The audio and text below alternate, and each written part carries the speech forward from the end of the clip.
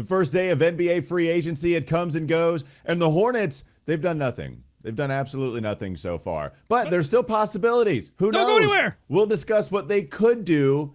Not yet a decision made on Miles Bridges. Paul George, he signs elsewhere, so that's the first domino. I don't know, just stay tuned. We'll break it all down. Don't panic. Right now, Locked On Hornets.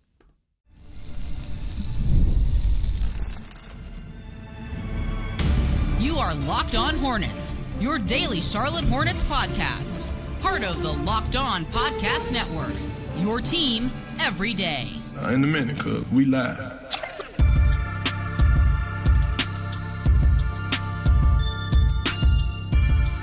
It's Locked On Hornets, part of the Locked On Podcast Network. It's your team every day. Thanks for making us your first listen. Thank you. We're free and available anywhere you get your podcast. That includes YouTube, and today's episode is brought to you by FanDuel. You can make every moment more. As playoffs wind down, the sports are not sporting like we want them to. But this summer, FanDuel is hooking up all customers with a boost, a bonus, daily. That's right. There's something for everyone every day, all summer long. Visit FanDuel.com/lockedon to get started. There's Doug Branson. You can find him on his Substack, everyhornetsboxscore.com. Doug, I believe you got a free trial going on if people want to sign up for the Substack and then be able to text you whenever they want to.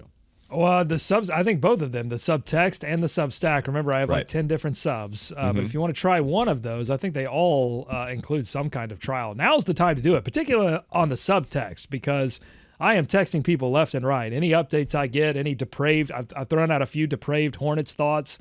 All of those are going on the subtext. So it is the time to jump on and hang out with us.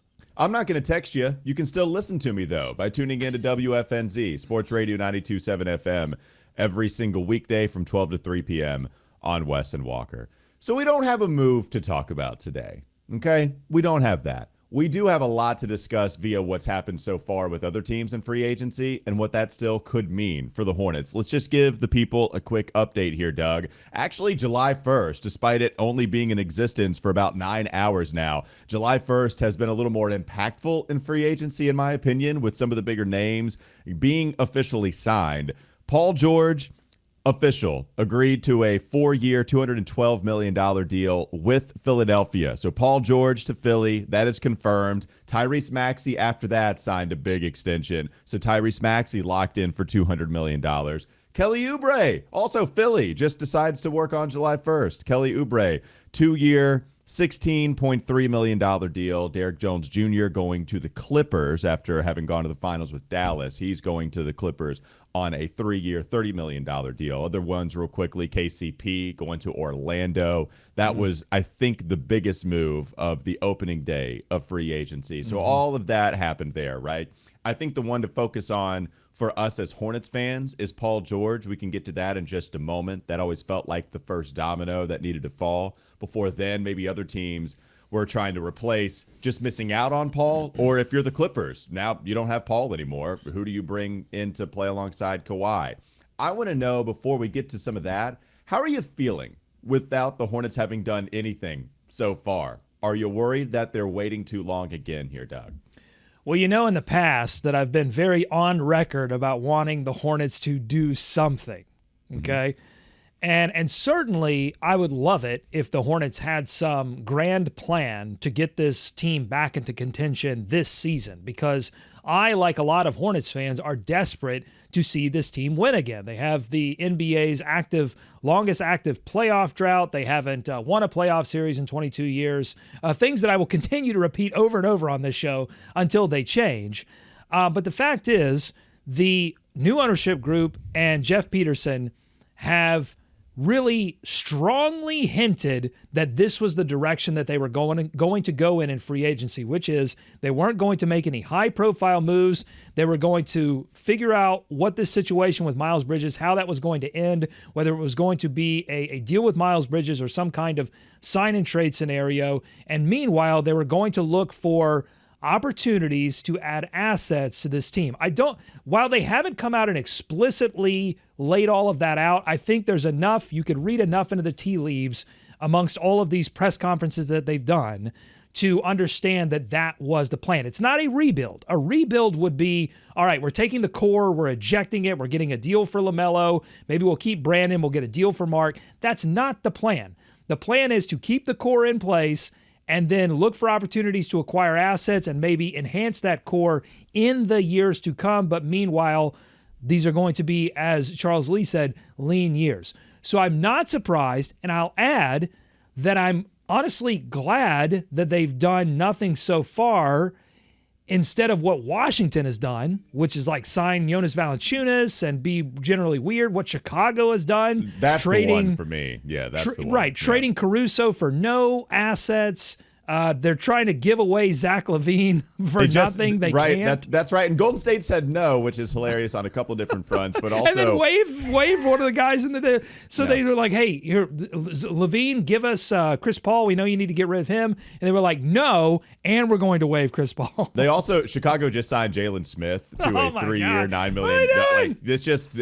Ooh, buddy, Chicago. Whoa, ooh, baby, what is you doing? That's the thing for Chicago. Yeah, you're right. You could have that kind of criticism, which the Hornets, they've had that in the past, but this year it doesn't feel like they deserve any of it. And also, Doug, it was not an overwhelmingly exciting day, the opening day of free agency. We opened up with Luke Cornett, which you could argue that's a big move for Boston, just retaining some depth. But also certainly for their matchups against the Hornets, because that guy kills them, and so that's important for them. You're right. I was looking for the GIF. I was going to tweet out Luke Cornett is blocking others from breaking free agency, like when he jumps at the low post block just to guard your vision of the rim. Like, this is what he's doing. No tweets before me. So not necessarily the most exciting move to kick free agency off. And after that, like I said, yesterday after 6 p.m., KCP felt like the most consequential signing because Denver couldn't retain him. He goes to Orlando for $22 million a year, which is a really good deal for Orlando. Like, that makes a lot of sense. And if you're Denver,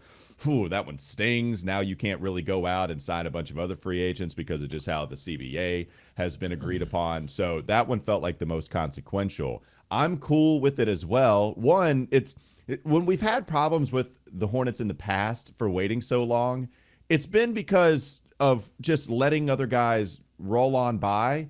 And also they weren't making decisions on their own guys. Whereas now, you have to figure out what you do with Miles Bridges.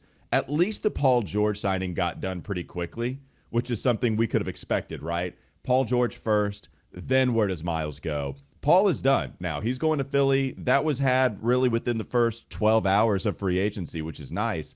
So now what happens is you can get to work on some Miles moves. And Doug, when they've waited in the past, it's been like days, okay? It's not been hours, which we're still just at the hour mark right now. Yeah. They've missed out on a couple of guys maybe people wanted them to go after, but this is not anything that I'm worried about right now. And the last couple of years, they would wait days and days and days, get to tier 2, tier 3 of free agency, and it really absolutely do nothing. I don't think that's going to be the case. Well, let me go one level deeper on why. Let me speculate on why you were frustrated and tell you why I was frustrated by them doing that and missing out on guys. Because one level deeper was the franchise was telling us explicitly that they wanted to win, that they wanted to get back to the postseason, and then they would approach free agency. That is the core of do something. It's that if you tell me that you want to win, if you tell me you want to compete, then go out there and do the things necessary to compete. That is not what Jeff Peterson and Schlotkin have been doing. They have been sort of strongly hinting that this thing was going to go in a different direction. And so then that requires a different kind of approach. I would honestly be more upset had they gone and made some win now moves while not making the big win now move that would actually get them into contention. So that's how I'm sort of making all of this come together, because I know a lot of people would listen to this and go, wait, you're the do something guy. I'm the do something guy if you're telling me you want to compete. Don't pee on my leg and tell me it's raining. That's what Mitch Kupchak did to me constantly. He was constantly peeing on my leg and telling me it was raining. I don't want anyone to pee on my leg, but especially don't tell me it's raining. No, yeah. But it's an added hurt. I don't want that. Not at all. Now I got to clean it. Now you've lied to me and I have to clean my leg. Both are real problems. You want to move on? Talk a little bit more about Miles Bridges? And I think, that's the central thing. I think because I'll say this. While I understand what's happening, My heart and my mind are different. My heart, the emotions want this team to win, and they want to do what they want it to do whatever is necessary to get there. My mind understands what's happening now. That doesn't mean I'm not frustrated by this Miles Bridges situation. Okay, let's do it. Let's go into the next segment. Coming up next, Locked On Hornets. Don't go to sleep on the Hornets just yet. Question is Miles Bridges holding us back from hopping on free agency early again? Holding us back once more. We'll get to it coming up next. Locked On Hornets.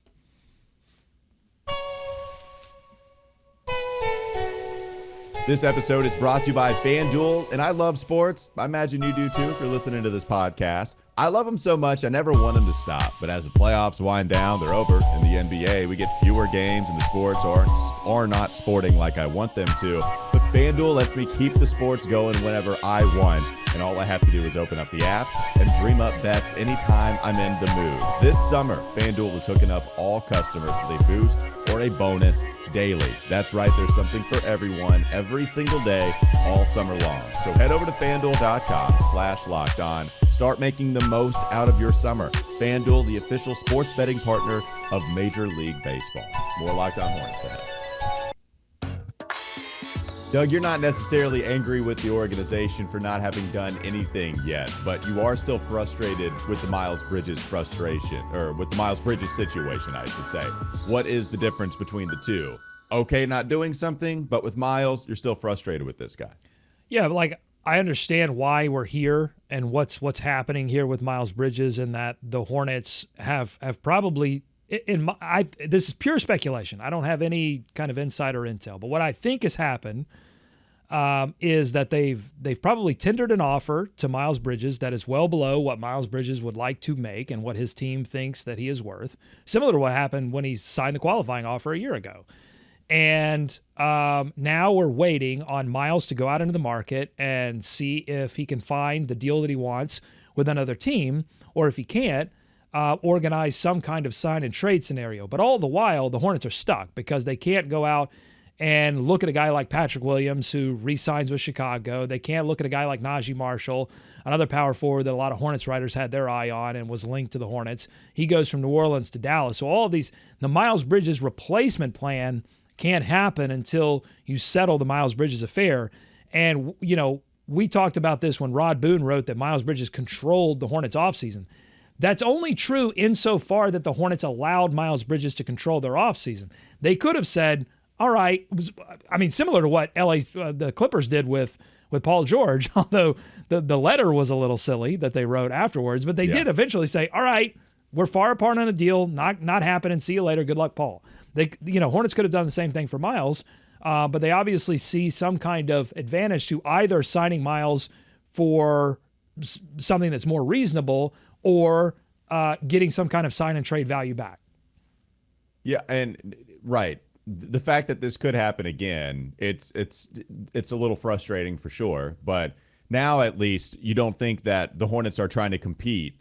And if they are trying to compete and they're bringing back Miles, then okay. But at least it's not like you feel like they've missed out on so many other free agents because of their cap space situation, because of what's going on with new ownership. And so, okay, I just wonder if the further we get into the process, as other guys start to be signed elsewhere, and then the Hornets have Miles or nobody, at that point, one, it could work out well because now you're talking about a little bit of a discount. If other teams decided, no, we're not going to give Miles $30 million a year, and then the Hornets and Miles, if they agree to a contract, then it will be something closer to what the Hornets wanted to offer in the first place. That's one way that this could work. Or it could just be that, all right, well, we got to spend this cap space. Let's just spend 25 on Miles, whatever, something closer to what Miles wants. And then he's back with the Hornets. And now, like, to me, Doug, if everybody's healthy, that puts you a little bit closer to no man's land, which I also don't want to be either. So those are a couple situations that could arise from waiting to see what happens here with Miles, if we're doing it a couple more days while other players sign with different teams. So let me give you some updates from Jake Fisher, Yahoo, gave us a few lines on Miles Bridges as day one was starting to develop. He said, Miles Bridges' free agency for one could be delayed based on other players' outcomes, sources said, to better establish a sign and trade market for Bridges and allow him to explore his options outside of Charlotte. the other thing he said, Miles Bridges, long speculated as a possibility to join Detroit, is no longer considered an option for the Pistons, sources said, in addition to his unlikely path to joining the Sixers. Now, this was before the PG news, but when reports were strong that Paul George was heading that way. So I do think that Philly's out. Detroit is out because they're no longer looking to contend. They're looking to do the same thing that the Hornets reportedly are looking to do, which is to, add assets. Now, back to what you were saying there. So I think you're right, except if the Hornets are able to acquire Miles Bridges on a very team-friendly deal. On a deal that could be tradable in the future, right? Like if you bring back Miles on something that looks like, $20 million versus 25, 28, and maybe it's a 3-year deal as opposed to a 4-year deal, then for Miles, there's still a little bit of like he's got to show his value to the rest of the market because he could be up for a new contract in 3 years. But then if he plays well, it becomes significantly more tradable for future assets that you want to acquire and continue your retool, rebuild, or whatever. Or if he goes off for like a MIP level, explosion of a year, well, then you might be in contention mode. I don't think that's going to happen. I don't think adding Miles back to this roster suddenly turns it into a contender. That's why I think the priority should be, if you are going to add him back, it's got to be on something that looks team friendly. Also because the market is already talking on Miles Bridges. Like, he wasn't a significant play for Philly or Detroit or some of these other markets. San Antonio went for Chris Paul. I don't think they're going to go for Miles Bridges. The question then becomes, what kind of scenario is going to happen? And I think it's most likely that it's going to be a sign and trade. Okay. Not a straight acquisition. You want to go through some sign and trade possibilities with Miles? I love it. I have some speculation. Okay. I would love to speculate on where this is going. Do you want to do it next segment or right here? Let's do it right here. I'm down. I'm glad you said that because I didn't want to wait any longer. The first one on my list here, the Clippers. Okay, makes sense. It really, the goal is to try to find somebody that is willing to match salary with you, unless, of course, you get another team involved, which is very possible. But if you're just going straight up with just 2-team trade, then you are trying to find somebody that's looking to contend this year. And if they're trying to drop salary themselves and they're just looking to bottom out for a higher draft pick, it doesn't necessarily make sense to bring Miles Bridges on. Like the Nets, for instance, Cam Johnson being had out there. Not sure it would make sense to trade Miles Bridges, Cam Johnson, do that swap because that's not valuable, right? They would want picks. And at that point, Miles Bridges and like 2 firsts, yeah, I'm not doing that. So that's kind of the goal. The Clippers are a team that would make sense trying to replace Paul George, who's now out in Philly. Their whole doomsday scenario was losing him for nothing. So even if, yes, you might have to give up something to go replace Paul George, you still got to put out a competitive team this year if you're the Clippers because it's not like they're bottoming out. You look at their payroll, like Norm Powell is going to be making $19 million next year.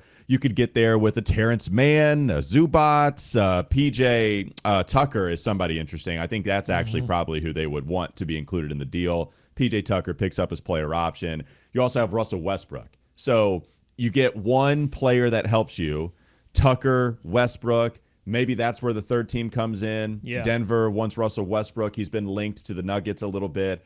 PJ Tucker, you're just bringing on his salary, and the Clippers attach. I don't know what their pick scenario is looking like. I know it's pretty dry over there in asset land. So the Clippers make sense to me here, Doug. Just trying to replace Paul George as he heads to Philly. Yeah, for sure. I think you add into that, look, they lose Paul George. They've got this new arena, and they've got to get some people into it. And, you got to find a way to continue to contend. So the question really will be, how serious are the Clippers about contending this season? And if they are super serious, they're going to have to get desperate and find some more help for Kawhi Leonard. And that could be in the form of Miles Bridges. I think that makes a lot of sense. I'm actually going to go just down the street to the Lakers, and that's going to be my speculation, that LeBron James is looking to take a pay cut. He wants to compete. He probably wants to see the confetti rain down in LA alongside his son. It would be a dream scenario, a great way to almost end his career. I don't know if it's going to be his last season, but almost end his career would be to get a championship with his son. So he's going to do whatever it takes. And I think that, they lost out on Paul George. I think they're going to swing and miss on Klay Thompson. I think Klay's going to end up in Dallas. And so, that leaves them with just a few options to upgrade that roster. One of them being Buddy Hield, which could be, a possibility for them. But I think Miles Bridges also could be. And you look at their cap situation, D'Angelo Russell's making 18.6, Rui's making 17. I don't think they would part with him. I don't think they would part with Austin Reeves. Gabe Vincent is making 11. Jared Vanderbilt's making 10. They just re-signed Max Christie, not going to move him. So there are a few vehicles to make it happen. You'd probably have to get a third team involved there as well. And then it's how much do they want to offer Miles. But I think, he obviously has a residence in L.A., so that would make a little bit of sense maybe for Miles if he wants to go back out west. And, I think those are two very viable options in a landscape where the options are becoming less and less viable, because I think Orlando going to get KCP sort of takes them out of the running. The options are looking thinner and thinner for a situation that makes sense.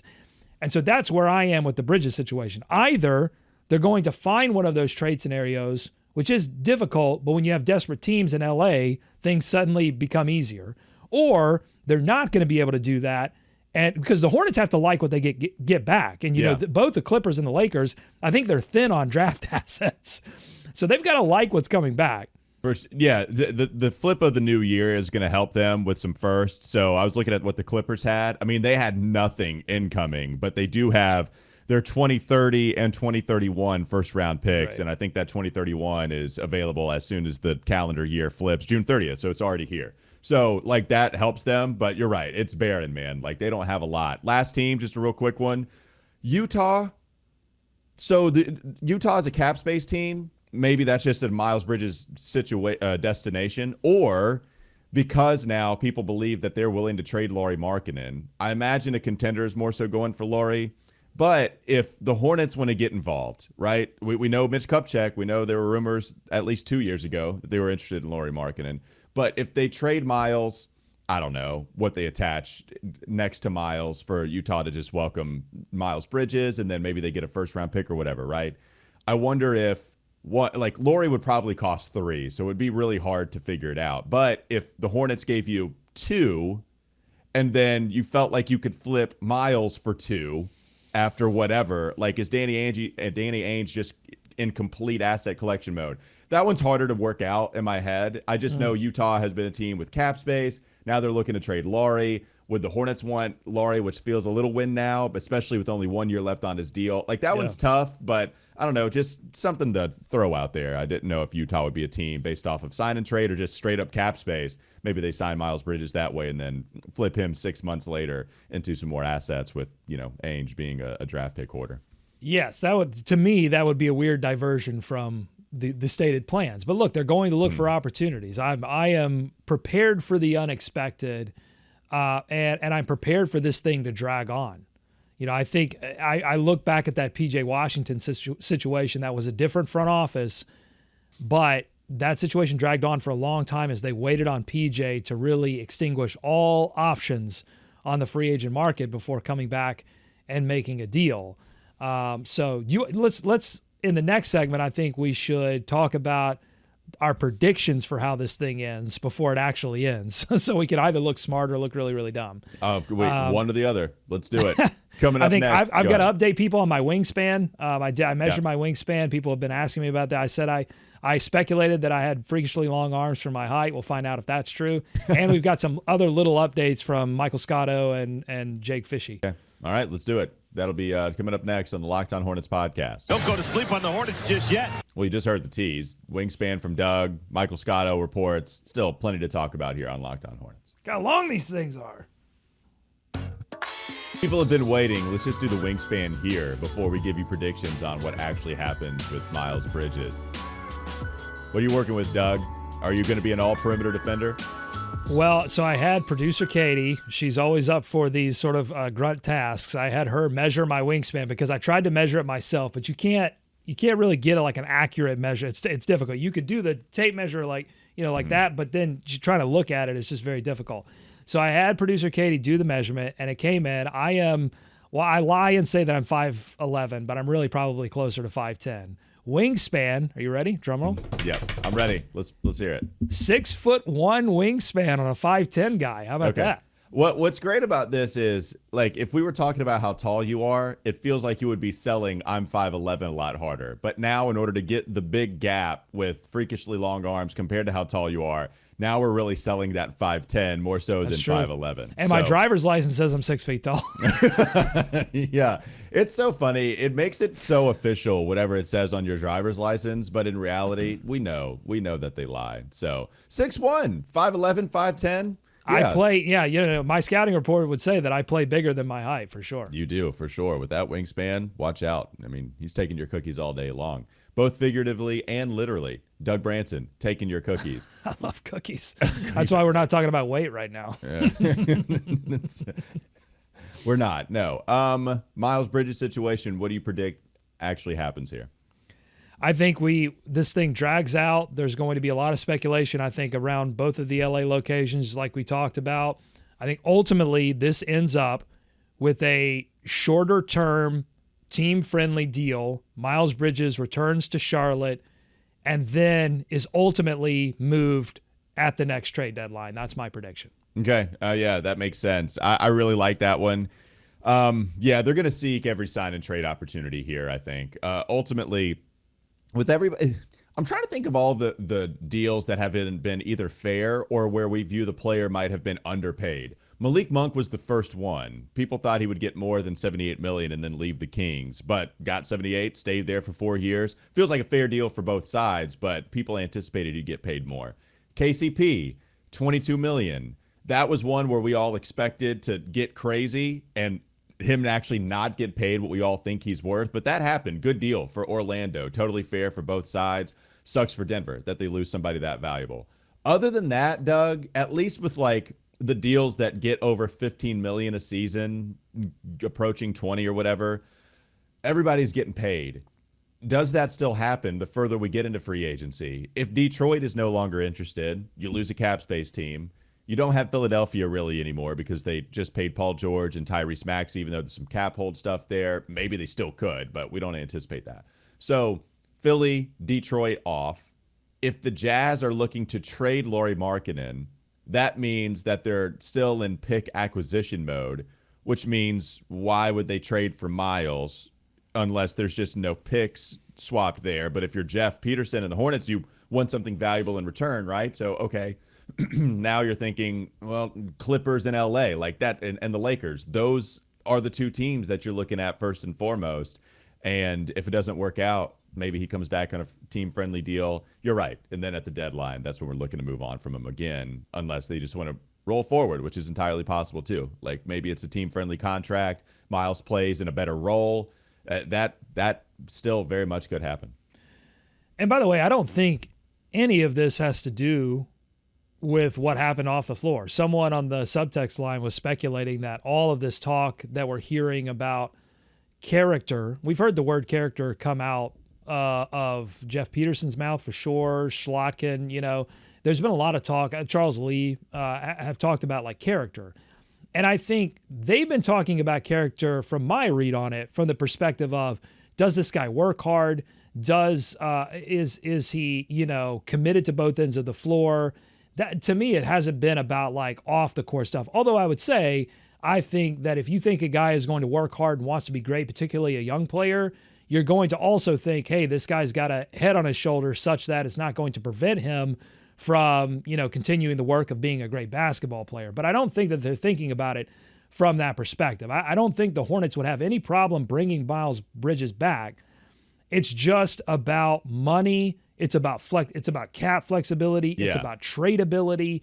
If this were a situation where the Charlotte Hornets were like, Miles, we want to bring you back no matter what, I'm just telling you, a deal would already be done. Yeah. And he would be making $115 million over 4 years. It would have been like $28, $29, $30 million, and that would have been the end of it. The Hornets, they obviously don't view it like that because a deal isn't already done. And they've had longer to negotiate with him, obviously, than other teams. Like every team, as soon as the title was won, could negotiate with their own free agents. Other deals got done.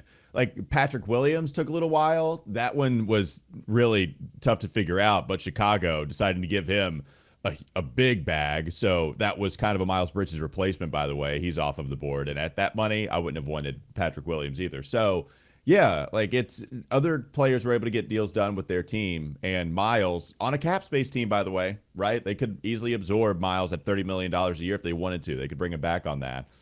And they're deciding not to. It doesn't mean that it's not going to work out. It just means the reports that the Hornets want him back, but at the right price. That little pesky part, it matters a lot to the point where I don't even know if we can truly say the Hornets want him back. They want him back at $20 million, of course. A lot of teams would take Miles at $20 million, but Miles, understandably so, wants as much as he can get, and you have to have the ink to paper for you to be able to truly and definitively say we always wanted him back, and we just don't have that right now.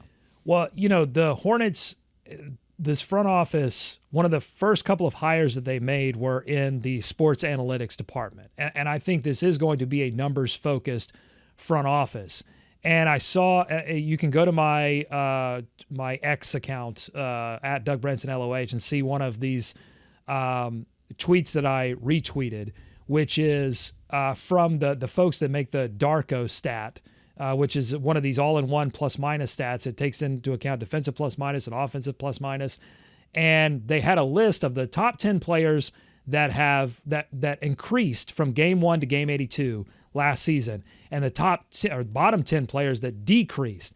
And Miles Bridges was on the decrease list. He was 10th in terms of the going from game 1 to game 82. Where did your plus-minus go? And both offensively and defensively, he decreased. And if you watch the games, like he was certainly not a very efficient player on offense, and defensively, we've long talked about some of the struggles there. And so, I think this analytics department is probably poured over both the tape and the numbers. And I don't think that they're going to. Obviously, they have not to this point gone and tried to overpay and say, look, we're desperate. We have an advantage here with Miles. We can give him more money. Let's go ahead and go do that.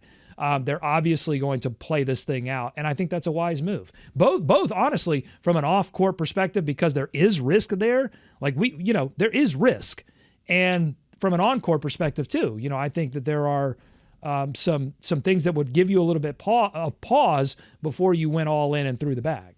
By the way, one deal coming in just within the last 10 minutes as of this recording. Isaiah Hartenstein signed with OKC, a three-year, $87 million deal. Lots and lots of money, close to $30 million a year for Isaiah Hartenstein. So money being handed out. OKC wasn't really a Miles Bridges destination, despite them having cap space to work with. So don't think that affects Miles all that much. But just another move at the buzzer as we close this thing out. Well, yeah, and another thing to watch for as you continue to monitor the Hornets in free agency, the opportunities that they're going to have are going to be courtesy of the CBA that the owners recently signed that introduced this these aprons, so levels at which you get penalized for certain things, and repeater tax. That's been a long time penalty. And so there are going to be certain organizations that are competing, but that are going to need to shed, $5 million. They've already done it once with the Reggie Jackson deal. They could go back to the well with Denver and this Zeke Naji making $8 million to sit on the bench. There was a report from Jake Fishy saying that Naji could be an outgoing package for Vasa Micic. So but picks would have to come back from Denver to Charlotte to make that make sense. So look for those kinds of opportunities. To me, this offseason will be about the Hornets preparing themselves for next offseason and the offseason after that. And that's where you have to get your mind wrapped around. This free agency is not about making this particular version of the team better. And Walker, I think that's because this organization still needs to see what LaMelo is and what he isn't. They're pretty sure on what Brandon Miller is, but that's still developing. Mark Williams, same thing. What is he? What isn't he? They've got to figure that out. They've got to have a healthy version of this roster to look at. They haven't had that the past 2 seasons, so they are not ready to go all in to compete with this team yet. By the way, another thing here, Brian Windhorst on Get Up just said the Lakers are a step away from being able to bring Klay Thompson to L.A. I don't know how much that means, but if that's the case, then that would that ruins my entire argument. It does. At least it's at the end of the show, though, so people stuck around. That'll do it for Locked On Hornets. Thanks for making us your first listen. We'll keep you up to date all week long on what happens with the Hornets, NBA free agency. Again, we're with you daily. That's the whole shtick of this podcast network. YouTube, wherever you get your pods. We'll be with you daily, and we appreciate you making us your first listen. Go check out Doug on his Substack, everyhornetsboxscore.com, and listen to me, WFNZ, every weekday. Make it your second listen, if you don't mind. That'd be cool. 12 to 3 p.m., 92.7 FM, Sports Radio, WFNZ. Have a great rest of your day. We'll be back with you tomorrow. Bye-bye.